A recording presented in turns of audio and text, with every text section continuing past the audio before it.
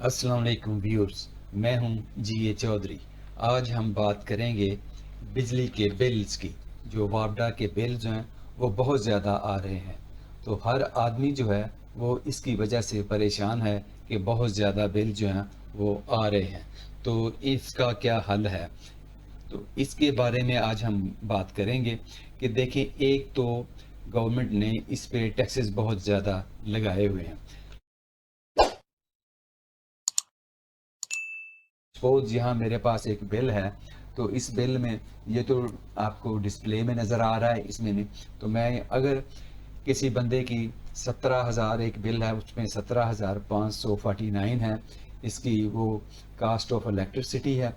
तो इसमें ये देखें कि पहले मीटर रेंट जो है वो 500 रुपये आ रहा था, अब उन्होंने मीटर रेंट इसमें डाला हुआ है। फिर इसमें QTR टैरिफ एडजस्टमेंट है 621 रुपये 95 पैसे। फिर फ्यूल प्राइस एडजस्टमेंट है वो 541 रुपये 19 पैसे। फिर इसमें FC सरचार्ज इसमें इन्होंने डाला हुआ है 1608 रुपये 54 पैसे। इस तरह और आगे जाके फिर ये इलेक्ट्रिसिटी ड्यूटी इसमें डाल रहे हैं 272 रुपये 57 पैसे। फिर टीवी की फ़ी जो है, जो कोई बंदा देखता ही नहीं है आजकल, ना कोई बात है टीवी वाली, तो ये किस हिसाब से 35 रुपीज़ ये इन्होंने उसके डाले हुए हैं। इसके बाद अलावा GST टैक्स है वो डाला हुआ। तो और बहुत सारे फ्यूल एडजस्टमेंट है, FP है 647 वो डाला हुआ है। हाँ जी। तो यानी कि इसमें इतने सारे बिलों अपना टैक्सेस की भरमार है कि बंदा परेशान है, हर बंदा परेशान है। तो इसके लिए अब वो क्या किया जाए? इन सब चार्जेस के अलावा, इन सब गवर्नमेंट ड्यूज़ के अलावा, इसमें इन्होंने एक चीज़ और डाली है, वो है इनकम टैक्स।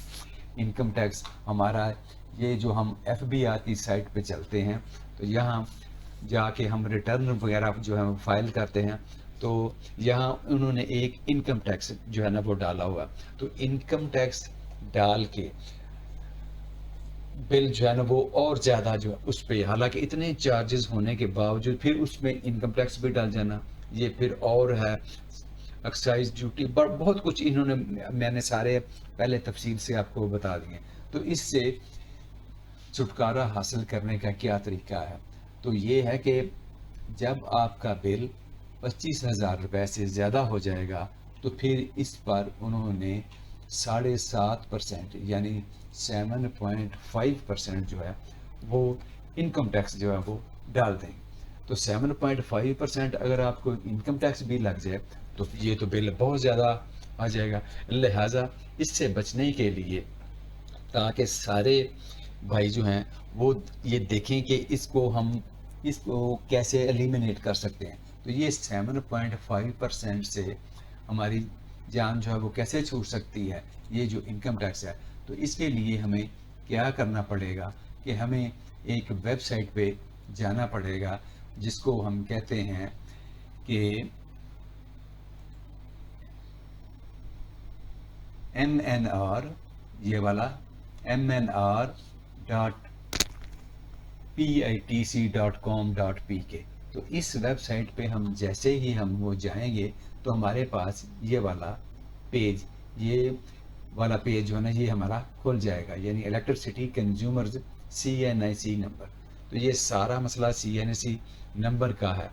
तो अगर हम टैक्स गुजार हैं, जो बंदा अपनी रिटर्न फाइल कर रहा है, अगर वो अपना इधर CNIC नंबर डाल देगा, अपने इसको पेज को अपडेट कर देगा, तो उसको नेक्स्ट मंथ जो अगले माह का उसका बिजली का बिल आएगा, उसमें जो 7.5% यानी 7.5% इनकम टैक्स जो है वो नहीं आएगा।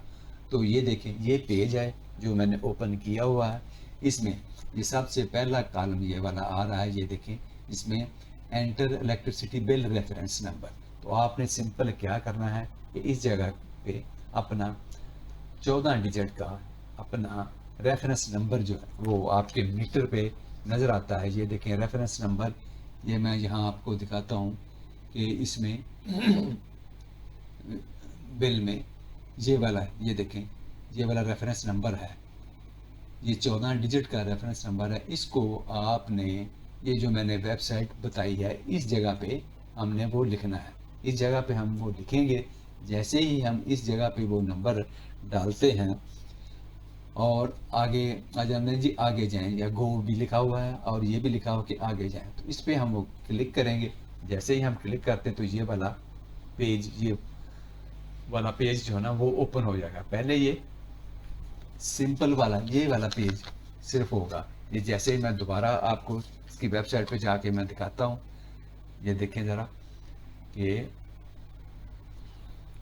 MNR.eitc.com.pk, ये वाली वेबसाइट, ये देखिए, ये देखिए, ये सबसे पहले ये सिंपल इसकी वेबसाइट ये खुलेगी। यहाँ पे इसका रेफरेंस नंबर हमने वो डालना है। इस जगह जैसे ही हम रेफरेंस नंबर लिखेंगे, रेफरेंस नंबर लिखने के बाद 14 डिजिट का रेफरेंस नंबर लिखेंगे और ये आ जाएगा जी, हम इसको करेंगे जी गो। तो ये जैसे ये देखें जी, तो ये हमारे पास आगे ये पेज आ गया है। इस पेज में अब क्या है, इस पेज में सबसे पहले लिखा हुआ है ऑनर्स नेम। ये ऑनर्स नेम जो है ये आपको बाय डिफ़ॉल्ट जिस बंदे के नाम बिल है, ये बाय डिफ़ॉल्ट उस बंदे का नाम आपको यहाँ ऑटोमेटिकली नज़र आ जाएगा। इस पर आप यहाँ ने कुछ नहीं लिख सकते। और ना ही यहाँ दूसरा नंबर है इसका आ रहा है ऑनर्स CNIC, ना ही इसका शनाख्ती कार्ड आप यहाँ लिख सकते हैं और ना ही इस जगह आप कोई मोबाइल नंबर लिख सकते हैं। अगर किसी ने अपडेट किया हुआ है तो ये तीनों कॉलम जो हैं वो फिल होंगे। अगर नहीं है तो सिर्फ ये पहले कॉलम पे मालिक का नाम जो है ना वो आ रहा होगा। तो अब हमने करना क्या है कि अब हमारे ये नीचे 3 पर्टिकुलर्स आ रहे हैं जिसमें मैंने ऑलरेडी इसको फिल किया हुआ, इस वजह से आपको ये खाली नज़र नहीं आ रहे। तो ये सबसे पहले आपने इस जगह पे आपने लिखना है, यहाँ पे जो बंदा रहाइश पजीर है, मालिक है, चाहे टेनेंट है, चाहे कोई भी है, चाहे बाप का बेटा है, चाहे कोई भी है, जो भी रहायशी है उसका हमने यहाँ नाम लिख देना है। नाम लिखने के बाद दूसरे नंबर पर हमने उसका CNSE नंबर जो है ना वो अपना पूरा वो लिख देना है। तीसरे नंबर पर हमने लिख देना है जी उसका मोबाइल नंबर। ये मोबाइल नंबर लिखने के बाद अब क्या हमने कर देना जी, इसको कर देना है जी हमने सबमिट। हम जैसे ही इसको ये देखें सबमिट करेंगे तो ये कॉलम आ जाएगा सक्सेस, यानी your CNSE number has been registered successfully. तो ये आपका नंबर ये मैसेज आपको आ जाएगा। इसका मतलब है कि आपने अपना बिल पे CNSE अपना जो है वो अपडेट कर दिया है। तो अब अगले माह अगर आपका बिल 25,000 से ज़्यादा है और उस पर इनकम टैक्स लग रहा है तो वो नहीं लगेगा। और वो भी आपको पता है कि कितना, पूरे 7.5% अगर उस अमाउंट पे लग जाए तो ये बहुत ज़्यादा जो है वो कॉम्प्लिकेशन फिर पैदा हो जाती है और बिल बहुत ज़्यादा बढ़ जाता है। तो ये थी सारी तफसील कि अगर आप इस पेज को अपडेट कर देते हैं तो आपका कम से कम 7.5% जो है ना वो बिजली का बिल जो है वो कम आएगा। तो thank you for watching video. अगर ये वीडियो आपको पसंद आई है इसको लाइक करें और इसको शेयर करें और दोस्तों को बताएं कि जल्दी जल्दी जाके इस पर जो है ना अपनी जो है अपडेट जो है ना आप वो अपना CNSE की अपडेशन करें। हाँ, एक बात इसमें ज़रूर है, वो ये है कि बंदा जो है जो भी अपना CNSE फाइल कर रहा है कि वो आप रिटर्न भी फाइल कर रहा हो, यानी कि वो बंदा जो है ना वो कम से कम वो जो है ना फाइलर होना चाहिए, वो फाइलर होना चाहिए। और उसको गवर्नमेंट जो है वो चेक करेगी कि ये ATL में इसका नाम आ रहा है या कि नहीं। ATL क्या है, एक्टिव टैक्स पेयर लिस्ट है।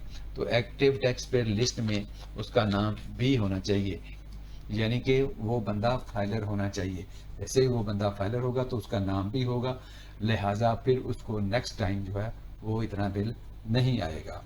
तो थैंक यू अगेन एंड अल्लाह हाफिज़।